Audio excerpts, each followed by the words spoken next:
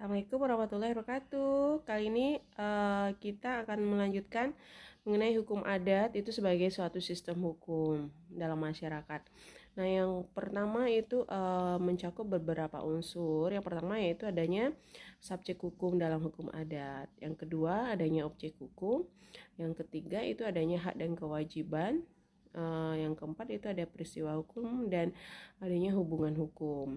Nah, karena kita mengadopsi sebagian besar hukum barat, jadi jika dibedakan secara umum hukum barat dengan hukum adat, yang pertama seperti dalam hukum barat itu membedakan zakelijk rechten dan persoonlijk rechten. Jadi ada macam-macam ya, ada hukum orang, ada hukum benda, perikatan dan lain-lain. Namun dalam hukum adat itu tidak mengenal dua pembagian hak tersebut. Selanjutnya dalam hukum barat itu membedakan antara hukum privat dan publik. Sementara di dalam hukum adat itu tidak ada perbedaan secara khusus apakah ini hubungan hukumnya privat atau publik.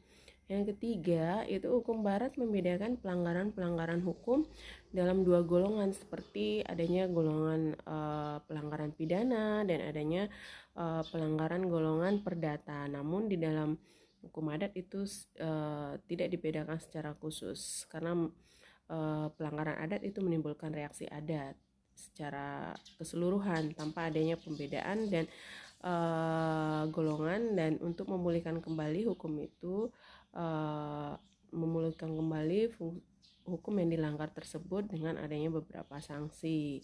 Nah, yang selanjutnya hukum barat itu terkodifikasi, atau hukum barat itu lebih cenderung kepada dibukukan atau dikelompokkan secara tertulis, sementara hukum adat itu tidak, karena secara kebiasaan, secara umum, secara perkembang masyarakat adat itu hukum adat itu tidak tertulis. Nah, untuk masyarakat hukum adat itu sendiri itu disebut dengan istilah lain yaitu persekutuan hukum. Nah, pengertian persekutuan hukum atau masyarakat adat itu mencakup adanya kesatuan manusia yang teratur. Jadi ada aturan khusus. Yang kedua itu menetap di daerah tertentu. Jadi ada unsur komunal. Yang ketiga itu mempunyai penguasa atau kepala adat. Yang keempat itu mempunyai kekayaan yang berwujud atau yang tidak berwujud atau benda ya. Itu untuk masyarakat adat itu sendiri. Nah, faktor timbulnya masyarakat adat itu dipengaruhi berdasarkan faktor genealogis atau keturunan atau darah. Secara umum itu dibagi menjadi patrilineal. Patrilineal itu menarik garis keturunan dari bapak. Seperti contoh itu masyarakat di Batak ya, masyarakat Batak atau masyarakat di sekitar Sumatera Utara. Nah, yang kedua itu adanya matrilineal, itu contoh seperti di Minangkabau. Nah, yang ketiga itu adalah parental.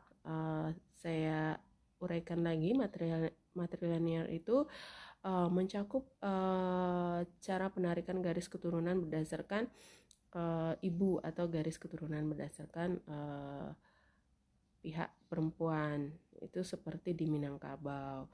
Nah, parental ini seperti adanya antara bisa dikategorikan sebagai campuran, bisa menarik garis keturunan ayah maupun ibu secara seimbang seperti di Jawa dan Bugis.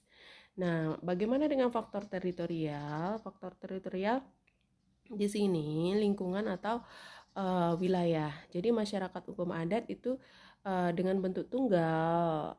Bentuk tunggal ini seperti disebut dengan, kalau di Jawa itu namanya desa. Kalau masyarakat hukum adat dengan bertingkat itu kalau seperti adanya persekutuan daerah di Minang ya, di Minangkabau. Nah, yang ketiga itu faktor teritorial masyarakat adat dalam bentuk berangkai. Kita uraikan untuk yang Minangkabau itu adalah dasarnya genealogis atau matrilineal.